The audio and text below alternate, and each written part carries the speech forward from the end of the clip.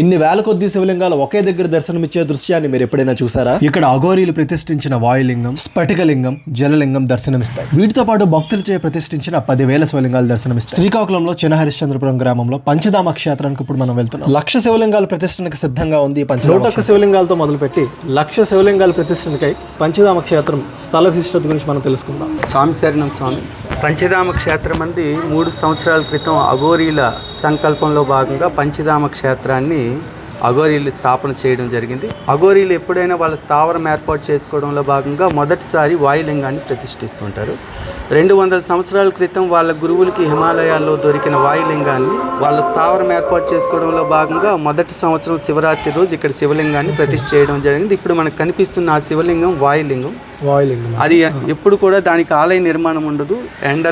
ఎండకు ఎండుతూ వానకి తడుస్తూ చలిని అనుభవిస్తూ భక్తుల కోసం వేచి ఉంటుంది. అయితే వాయులింగమే అఘోరీలు ప్రతిష్ఠ చేయడానికి గల కారణం ఏంటంటే అతి స్వల్ప సమయంలోనే తక్కువ కాలంలోనే ఎక్కువ మంది భక్తులు తన వద్దకు రప్పించుకుంటుంది. ఈరోజు మీరు చూస్తున్నట్టయితే రోజుకి 10,000 నుంచి 20,000 మంది భక్తులు ఇక్కడికి రావటం జరుగుతుంది.